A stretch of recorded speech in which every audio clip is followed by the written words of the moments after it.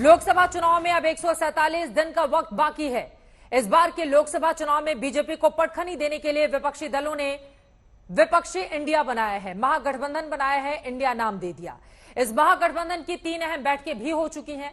इस गठबंधन में शामिल विपक्षी दल का कहना है कि वो साथ लड़कर बीजेपी को हराएंगे। मगर सवाल यह है कि क्या वाकई विपक्षी दल एक हैं? क्योंकि जो सियासत हो रही है उसमें तो यही लग रहा है कि विपक्षी दल आपस में ही घमासान मचाए हुए हैं। पंजाब में आम आदमी पार्टी और कांग्रेस के बीच घमासान मचा हुआ है। दिल्ली में भी कांग्रेस और आप पार्टी के सुर एक जैसे नहीं हैं। बंगाल में टीएमसी और कांग्रेस के बीच लड़ाई है और बिहार में नीतीश पर सस्पेंस बना हुआ है कि वो करेंगे क्या। इन सब के बीच मध्य प्रदेश में अखिलेश के एक्टिव होने से कांग्रेस की चिंता बढ़ गई है। सवाल यह है कि इतने विरोधाभासों के बीच क्या सच में विपक्ष एक होकर चुनाव लड़ सकेगा?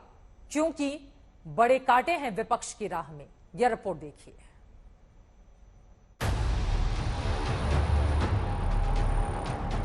ऐसा है, ये प्योर बदलाखोरी है। पंजाब में भगवंत मान हमारी ऑपोजिशन को जर नहीं पा रहे। अगर सुखपाल खेरा इतने दूध के धोए हुए थे तो अकाली दल ने उनके ऊपर मुकदमा क्यों दर्ज किया? 2024 के समर में विपक्षी गठबंधन अपनी मिलीजुली सेना लेकर उतरे, उसके पहले ही विपक्षी दलों ने आपस में तलवारें निकाल ली हैं और उन तलवारों की टंकार साफ साफ सुनाई दे रही है। विपक्षी गठबंधन एक साथ मिलकर जब चुनाव लड़ेंगे तब लड़ेंगे, फिलहाल आपस में लड़ रहे हैं और भयानक तौर पर लड़ रहे हैं। उसी लड़ाई की एक तस्वीर पंजाब से आई, जब ड्रग्स के एक पुराने केस में कांग्रेस के नेता सुखपाल खैरा को पंजाब एसआईटी ने अरेस्ट कर लिया। ऐसा है, ये प्योर बदलाखोरी है। पंजाब में भगवंत मान हमारी ऑपोजिशन को जर नहीं पा रहे। एक तरफ केजरीवाल और भगवंत मान इंडिया अलायंस के अंदर घुसने के लिए हमारी दिल्ली की लीडरशिप के ऊपर बहुत दबाव डालते हैं और यहां पंजाब में कांग्रेस को मार्जिनलाइज करने के लिए, आवाज बंद करने के लिए ऐसी गंदी हरकत की है आज। जो ये बोलते थे ना कि बदलाव की राजनीति कर रही है, बदलाव नहीं है, ये बदला है। पटना से बेंगलुरु होते हुए मुंबई तक कांग्रेस के आला कमान आम आदमी पार्टी के मुखिया के साथ हंसते मुस्कुराते हैं, डिनर पे आते हैं, फोटो खिंचवाते हैं, संदेश भिजवाते हैं कि सब चंगा सी। लेकिन पंजाब वाली कांग्रेस उसी आम आदमी पार्टी के शासन को जंगल राज कहती है। सुबह स्वक्ते बिना गल दसे, बिना कोई गल कीतियां इस तरह किसी भी व्यक्ति नूं उहदे घरों आके ले जाना, ये बहुत बेहद माड़ी गल है। ये जंगल राज है। पंजाब पुलिस बिल्कुल मर्यादा तो गिर चुकी है। कांग्रेस आरोप लगाती है कि भगवंत मान की सरकार साजिश के तहत एसआईटी से एक्शन करा रही है। एसआईटी तो जो मर्जी कह लेना सर, उनके ऊपर तो दबाव है। वही तो मैं कह रहा हूँ, ये पॉलिटिकल वेंडेटा है सर। एसआईटी की जांच को मना नहीं कर सकते। पुलिस, सुप्रीम कोर्ट एक ऑर्डर के खिलाफ हम गए थे, उस ऑर्डर को उन्होंने क्वॉश किया था।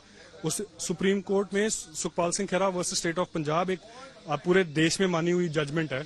उसमें यह पाया गया था कि जज के पास पावर नहीं थी हमें समन करने की। एसआईटी अब हम जाएंगे, जब एसआईटी कोई अपना कार्रवाई करेगी, अब आज उन्होंने की, जब हम जाएंगे तो ये भी ऑर्डर और आगे जाके क्वॉश होगा। तो फिर सवाल यह है कि जब एक दूसरे के प्रति मन में इतना जहर भरा हुआ है तो 2024 की जंग में कैसे साथ लड़ पाएंगे? सीटों का बंटवारा कैसे कर पाएंगे? एक दूसरे को कैसे मनाएंगे, कैसे समझाएंगे और कैसे एक मंच पर आएंगे? क्योंकि पंजाब कांग्रेस तो साफ साफ कह रही है कि मैं तेरी दुश्मन, दुश्मन तू मेरा।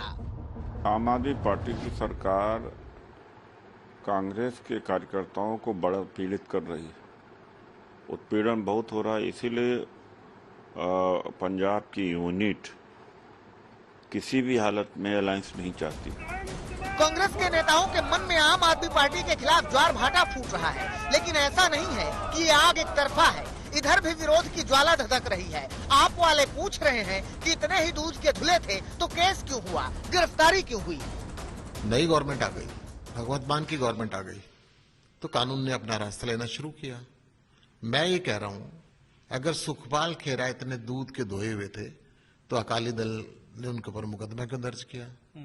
कांग्रेस सरकार ने उनको गिरफ्तार क्यों किया? उनके साथी को सजा होगी क्योंकि उन्होंने कांग्रेस ज्वाइन कर ली, इसलिए राजनीतिक संरक्षण के कारण वो गिरफ्तार नहीं हो पाए। उनकी गिरफ्तारी अब हुई है आम आदमी पार्टी कह रही है कि राजनीतिक संरक्षण ने खैरा को बचाया था। अब मान की सरकार है, अब खैरा की खैर नहीं।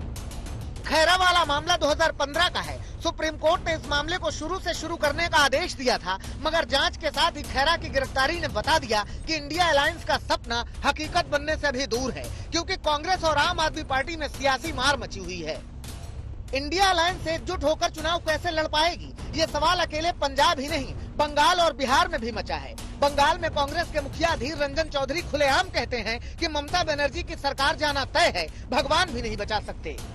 এই দলকে বলে রাখলাম আজকে, মমতা নয় ভগবানও বাঁচাতে পারবে না তৃণমূল দলকে।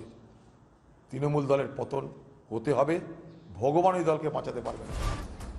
तो टीएमसी पलटवार करती है, वो अधीर रंजन की हैसियत नापती है और बताती है कि अधीर रंजन को विपक्षी गठबंधन की बैठक में बुलाया ही नहीं जाता, उनके कहने सुनने का कोई अर्थ ही नहीं है। लेकिन इस बात से कैसे इनकार किया जा सकता है कि पश्चिम बंगाल में कांग्रेस और टीएमसी आमने सामने है। एक नई सुगबुगाहट भी आकार ले रही है कि समाजवादी पार्टी राजस्थान और मध्य प्रदेश में अपनी ताकत दिखा रही है। अखिलेश अपने उम्मीदवार का प्रचार करने रीवा पहुंचे, यानी कांग्रेस को इन दोनों राज्यों में समाजवादी पार्टी भी अपनी हेकड़ी दिखा रही है। तो फिर सवाल ये है कि इतने विरोधाभासों के बीच इंडिया गठबंधन में सब कुछ ठीक कैसे रहेगा। मैं अखिलेश यादव जी से इतना कहना चाहता हूँ, दीवार पर लिखी इबारत सब जानते हैं कि उत्तराखंड में कांग्रेस लड़ रही थी। उत्तराखंड में समाजवादी पार्टी लगभग उन क्षेत्रों में नहीं के बराबर है, तो बड़ा दिल दिखाना चाहिए था। अगर इंडिया को मजबूत करना है तो मध्य प्रदेश, छत्तीसगढ़, राजस्थान में उन्हें स्वयमेव अब आना चाहिए आगे। मैं तो कह रहा हूं कि आइए और वहां से भाजपा को हटाने में मदद करिए। ऐसी ही एक लड़ाई बिहार में भी है। आए दिन खबर आती है कि नीतीश कुमार बीजेपी के पाले में कभी भी जा सकते हैं। ये अलग बात है कि उनकी पार्टी इसे सिरे से नकारती है और कहती है कि नीतीश बीजेपी के साथ 7 जन्म में भी नहीं जाएंगे। नीतीश कुमार जी 7 जन्म में भारतीय जनता पार्टी की तरफ देखने के लायक भी पार्टी वो नहीं है जिसकी तरफ देखा जाए। वो पार्टी ऐसा है जिसके तरफ थूकने क्या है भारतीय जनता पार्टी का अस्तित्व जी।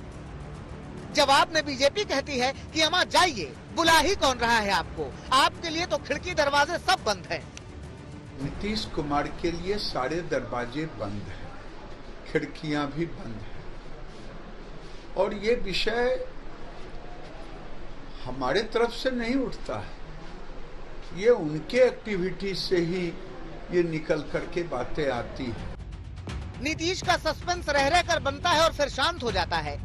मुख्यमंत्री हैं, ज्यादा कदा चले आते हैं मेरे यहाँ और हम गए जाते रहते हैं, हम भी जाते हैं, उनको रेस्पेक्ट करते हैं। फिर नीतीश जी का चेहरा जब देखते हैं तो उनके चेहरा को देखकर दया का भाव आता है।